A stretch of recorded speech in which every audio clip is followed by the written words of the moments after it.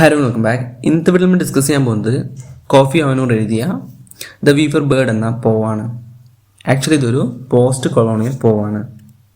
Okay, the weaver bird represent ചെയ്യുന്നത് കോളനിസ്റ്റാണ്. അത് ആഫ്രിക്കയിലെ കോളനിസ്റ്റുകളെയാണ്, അത് യൂറോപ്യൻസിനെയാണ് റെപ്രസെൻ്റ് ചെയ്യുന്നത്. ഇതിൻ്റെ ഏറ്റവും വലിയ കാര്യം എന്ന് പറയുന്നത് സിമ്പിളായിട്ടുള്ള ലാംഗ്വേജിലാണ് കോഫി അവനൂർ ഇപ്പോൾ എഴുതിയിട്ടുള്ളത്. ഇതിൽ നമുക്ക് രണ്ട് കാര്യങ്ങൾ വ്യക്തമായിട്ട് മനസ്സിലാക്കാൻ സാധിക്കും. ഒന്ന്, കോളനൈസേഴ്സിൻ്റെ ഇൻവേഷനും അതുപോലെ തന്നെ കോളനൈസ്ഡ് പീപ്പിളിൻ്റെ പ്ലൈറ്റും സെയിം ടൈമിൽ നമുക്കിവിടെ കാണാൻ സാധിക്കുന്നതാണ്. ഓക്കെ, നമ്മൾ പോയിറ്റിലേക്ക് നോക്കുവാണെങ്കിൽ കോഫി അനൂർ എന്ന് പറയുന്നത് ഗനേനിയൻ പോയിറ്റാണ്. അതുപോലെ തന്നെ അദ്ദേഹത്തിൻ്റെ പെൻനെയിം എന്ന് പറയുന്നത്, അതായത് അദ്ദേഹം ആദ്യം ഹി ബിഗൻ റൈറ്റിംഗ് അന്നത്തെ പെൻനെയിം ജോർജ് അവനൂർ വില്യംസ്. അദ്ദേഹം തൻ്റെ ആഫ്രിക്കൻ ലിറ്ററേച്ചർ പഠിക്കുന്നത് ദ യൂണിവേഴ്സിറ്റി ഓഫ് ഗാനയിൽ വെച്ചിട്ടാണ്. ഓക്കെ, നമുക്ക് സ്ട്രേറ്റ് പോയത്തിലേക്ക് കടക്കാം. സ്റ്റാൻസ ഫസ്റ്റിൽ the weaver bird built in our house and laid it eggs on our only tree എന്ന് തുടങ്ങിയിട്ടാണ് പോം ബിഗിൻ ചെയ്യുന്നത്. ഓക്കെ, വീവർ ബേർഡ് ഞങ്ങളുടെ ഹോമിലേക്ക് വരികയും അതുപോലെ തന്നെ അത് അതിൽ നെസ്റ്റ് ഉണ്ടാക്കിയിട്ട് അതിൽ മുട്ടയിട്ടു എന്നാണ് പറയുന്നത്. ഇവിടെ weaver bird of course Europeans ആണ്. യൂറോപ്യൻസ് ആഫ്രിക്കയിൽ വന്നിട്ട് എന്ത് ചെയ്യുന്നു, അവരുടെ സാമ്രാജ്യത്വം വികസിപ്പിക്കുന്നു എന്ന കാര്യമാണ് ചുരുക്കിയിട്ട് ഇവിടെ പറഞ്ഞിട്ടുള്ളത്. അതുപോലെ തന്നെ and it laid its egg on our only tree എന്നാണ് പറഞ്ഞത്. ഇവിടെ ഓൺലി ട്രീ എന്ന് പറയുന്നത് ഓഫ് കോഴ്സ് ആഫ്രിക്കയാണ്. We do not want to send it away. അത് നമ്മൾ ഒരിക്കലും അതിനെ എന്ത് ചെയ്തില്ല, അതിനെ ഇവിടെ നിന്ന് ആട്ടി ഓടിക്കുകയോ അല്ലെങ്കിൽ പുറത്തു പോകാൻ പറയുമോ അങ്ങനെയൊന്നും ചെയ്തിട്ടുണ്ടായിരുന്നില്ല. We watch the building of the nest and supervise the egg laying. ഇതൊരു ഇമ്പോർട്ടൻ്റ് ആയിട്ടുള്ള കാര്യമാണ്. കാരണം എന്ന് വെച്ചാൽ വീവർ ബേർഡ് അല്ലെങ്കിൽ യൂറോപ്യൻസ് ആഫ്രിക്കയിൽ വന്നു, അത് നമ്മൾ കണ്ടു, അവരുടെ സാമ്രാജ്യത്വം വികസിപ്പിക്കുന്നത് നമ്മൾ കാണുന്നുണ്ട്. പക്ഷെ നമ്മൾ എന്ത് ചെയ്യുന്നു, അവരെ ഒരു തരത്തിലും ശല്യപ്പെടുത്താൻ പോയിട്ടില്ല. നമ്മൾ ജസ്റ്റ് അവരെ നോക്കി നിന്നു, അവർക്ക് വേണ്ട സൗകര്യങ്ങൾ ചെയ്തു കൊടുത്തു, അത്ര മാത്രമാണ് നമ്മൾ ചെയ്യുന്നത്. ഇവിടെ നമ്മൾ കാണുന്ന വെച്ചാൽ ഹോസ്പിറ്റാലിറ്റി എന്ന് പറഞ്ഞ കാര്യമാണ്, അല്ലെങ്കിൽ ആതിഥ്യ മര്യാദ എന്നുള്ള കാര്യം നമുക്കിവിടെ കാണാൻ സാധിക്കും. അതായത് പുറത്തുനിന്ന് വന്ന ഒരു വ്യക്തി, നമ്മുടെ വീട്ടിലേക്ക് വന്ന ഒരു വ്യക്തി, ഒരു അതിഥി, നമ്മുടെ കേരളത്തിൽ അതിഥി ദേവോ ഭവ എന്ന് പറയുന്ന പോലെ തന്നെ അവർ ആഗ്രഹിച്ച കാര്യങ്ങൾ അല്ലെങ്കിൽ അവർ ഇഷ്ടപ്പെട്ട കാര്യം എന്താണെന്ന് വെച്ചാൽ ഒരു പുറത്തുനിന്ന് വരുന്ന ഒരു വ്യക്തിയെ നമ്മൾ മാക്സിമം അവർ നല്ല രീതിയിൽ ട്രീറ്റ് ചെയ്യുക എന്നുള്ള കാര്യമായിരുന്നു ആഫ്രിക്കൻസിൻ്റെ മൈൻഡിൽ ഉണ്ടായിരുന്നത്. നേരെ മറിച്ചിട്ട് അവരൊരിക്കലും നമ്മളെ അറ്റാക്ക് ചെയ്യുന്നു അല്ലെങ്കിൽ നമ്മളെ ചൂഷണം ചെയ്യുന്നു അവർ വിചാരിച്ചിരുന്നില്ല. ഓക്കെ, സെക്കൻഡ് സ്റ്റാൻസ ബിഗിൻ ചെയ്യുന്നത് and the weaver return in the guise of the owner എന്ന് തുടങ്ങിയിട്ടാണ്. ഓക്കെ, ഇവിടെ നമ്മൾ കാണുന്നത് വെച്ചാൽ ദ വീവർ ബേർഡ് അല്ലെങ്കിൽ യൂറോപ്യൻസ് ഇപ്പോൾ ഒരു ഫെൽറ്റ് കംഫർട്ടബിൾ, ഒരു കംഫർട്ട് ഫീലിംഗ് വന്നു തുടങ്ങി. സോ അതുകൊണ്ട് തന്നെ ഈ ഒരു ഓണർഷിപ്പ്, ഈ ലാൻഡിൻ്റെ ഓണർ തങ്ങളാണ് എന്നുള്ള ഒരു കപടവേഷം അവർ ധരിച്ചു തുടങ്ങി. ഈ സ്റ്റാൻസിയുടെ ഫസ്റ്റ് ലൈൻ നമ്മളെ ഓർമ്മിപ്പിക്കുന്ന ആ പീരീഡ് എന്ന് പറയുന്നത് യൂറോപ്യൻസ് ആഫ്രിക്കയിൽ എക്സ്പ്ലോറേഷൻ നടത്തിയ കാര്യമാണ്. അതായത് പ്രിഷ്യസ് റിസോഴ്സിന് വേണ്ടിയുള്ള എക്സ്പ്ലോറേഷൻസ് ഇവിടെ നമുക്ക് കാണാൻ സാധിക്കും. ഓക്കെ, ഇവരെങ്ങനെയാണ് ഒരു ഓണറിൻ്റെ വേഷം ധരിച്ചതെന്ന് വെച്ചാൽ റിലീജിയൻ ആയിരുന്നു അവരുടെ ടൂൾ എന്ന് പറയുന്നത്. European use religion as a tool for the African mind to enslave them as people and take ownership of their lands and resources. അതായത് ഈ റിലീജിയൻ്റെ പേരിൽ, ഇപ്പോൾ ക്രിസ്ത്യാനിറ്റിയുടെ പേരിൽ അവരെന്ത് ചെയ്യുന്നു വെച്ചാൽ ഇവരെ മാക്സിമം ചൂഷണം ചെയ്യുകയാണ് ചെയ്യുന്നത്. അവരൊരു അടിമകളെ പോലെയാണ് പിന്നീട് ഇവരെ കണ്ടു തുടങ്ങിയത്. സോ ഈ റിസോഴ്സിൻ്റെയും ലാൻഡിൻ്റെയും ഒക്കെയും യഥാർത്ഥ ഉടമകൾ, രാജാക്കന്മാരെന്ന് പറയുന്നത് യൂറോപ്യൻസ് ആണ് എന്നവർ വരുത്തി തീർത്തു. മറ്റൊരു കാര്യം എന്ന് പറയുന്നത് ഈ വീവർ ബേർഡിൻ്റെ പ്രീച്ചിങ് ആണ്. ഇവരുടെ യൂറോപ്യൻസിൻ്റെ ഈ പ്രസംഗം എന്ന് പറയുന്നത് ഡോക്ട്രിൻ ഓഫ് സാൽവേഷൻ, അതായത് മോക്ഷത്തിന് വേണ്ടിയിട്ടുള്ള പ്രസംഗങ്ങൾ. അതുപോലെ തന്നെ ആഫ്രിക്കൻ പീപ്പിളിൻ്റെ ഭാവി നമുക്ക് പ്രെഡിക്റ്റ് ചെയ്യാൻ സാധിക്കും ബൈ യൂസിങ് എ ബുക്ക്. അത് ബൈബിൾ യൂസ് ചെയ്തുകൊണ്ട്, ബൈബിളിലെ മെസ്സേജസ് യൂസ് ചെയ്തുകൊണ്ട് നിങ്ങളുടെ ഫ്യൂച്ചർ നമുക്ക് കാണാൻ സാധിക്കും. തുടങ്ങിയ ഒരുപാട് കാര്യങ്ങൾ കൊണ്ടാണ് ഈ ആഫ്രിക്കൻസിനെ മുഴുവനായിട്ട് ഇവർ അടിമകളായിട്ട് നിലനിർത്തുന്നത്.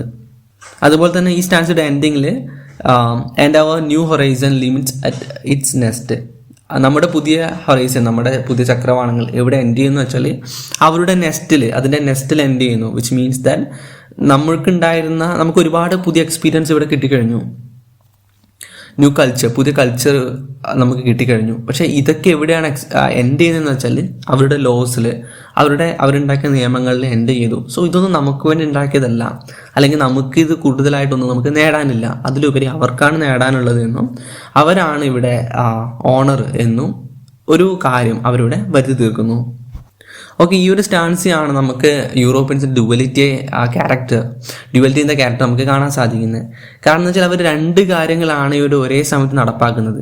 അത് അവർ പ്രീച്ച് ചെയ്യുന്ന കാര്യങ്ങളൊന്ന്, അതുപോലെ തന്നെ അവർ ചെയ്യുന്ന കാര്യങ്ങൾ മറ്റൊന്ന്. സോ അതിലൂടെ അവരെന്ത് ചെയ്യുന്നു, നമ്മുടെ മദർ ആഫ്രിക്കയെ അടിമയായിട്ട് മാറ്റുന്നു. നമുക്ക് ലാസ്റ്റിന് ഫൈനൽ സ്റ്റാൻസ് നോക്കാം. ഈ ഒരു സ്റ്റാൻസ് നമ്മൾ മെയിൻ നോക്കുകയാണെങ്കിൽ ഒരു ടോട്ടൽ റിജക്ഷനാണ് നമുക്ക് മനസ്സിലാവുന്നത്. അത് യൂറോപ്യൻസ് എന്ന് പറയുമ്പോൾ അല്ലെങ്കിൽ കേൾക്കുമ്പോൾ ആഫ്രിക്കൻസിൻ്റെ മനസ്സിലുണ്ടാകുന്ന ഒരു റിജക്ഷൻ നമുക്കിവിടെ കാണാൻ സാധിക്കുന്നു. അതുപോലെ തന്നെ യൂറോപ്യൻസ് കൊണ്ടുവന്ന ഈ പ്രീച്ചിങ്, അതുപോലെ തന്നെ സാൽവേഷൻ തുടങ്ങിയ കാര്യങ്ങളിൽ അവർക്ക് വിശ്വാസം നഷ്ടപ്പെട്ടു വരികയാണ് ചെയ്യുന്നത്. സോ അതിനോടുള്ള ഒരു ആങ്കർ, ഒരു ബിറ്റർനെസ് നമുക്കിവിടെ കാണാൻ സാധിക്കുന്നു. അതിൻ്റെ റീസൺ ഞാൻ നേരത്തെ പറഞ്ഞ പോലെ തന്നെ വീവർ ബർഡ് രണ്ട് കാര്യങ്ങളാണ് ഇവിടെ പ്രീച്ച് ചെയ്യുന്നത്. അതായത് രണ്ട് മെസ്സേജാണ് ഒരേ സമയം കൊടുക്കുന്നത്.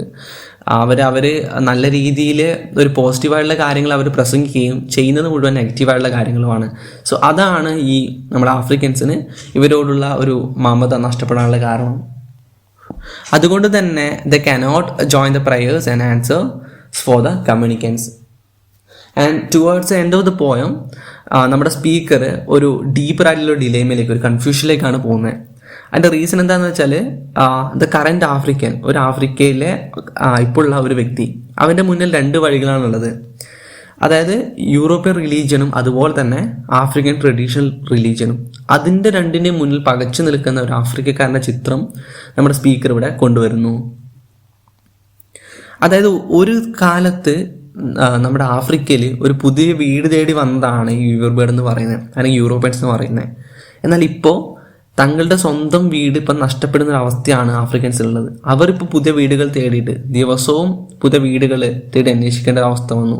Continue to search for new homes every day. ഓരോ ദിവസവും അവരുടെ കാര്യം, അതായത് നമ്മുടെ ആഫ്രിക്കൻസിൻ്റെ മനസ്സുള്ള കാരണം വെച്ചാൽ പുതിയ വീടുകൾ കണ്ടെത്തേണ്ടതായിട്ടുണ്ട്. കാരണം വെച്ചാൽ അവരുടെ പഴയ വീടുകൾ ഇവർ ഇല്ലാതാക്കിക്കൊണ്ടിരിക്കുകയാണ്. ഈ ഫൈനൽ ലൈൻസ് ഈ സ്റ്റാൻസിൽ നമുക്ക് കാണാൻ സാധിക്കുന്നത് എന്താണെന്ന് വെച്ചാൽ അവരുടെ ട്രഡീഷൻ റിലീജിയൻ എങ്ങനെയാണ് ഈ മോഡേൺ ടൈംസിൻ്റെ മുന്നിൽ റിജക്റ്റ് ചെയ്യപ്പെടുന്നത്, സഫർ ചെയ്യപ്പെടുന്നത് തുടങ്ങിയ കാര്യങ്ങളാണ്.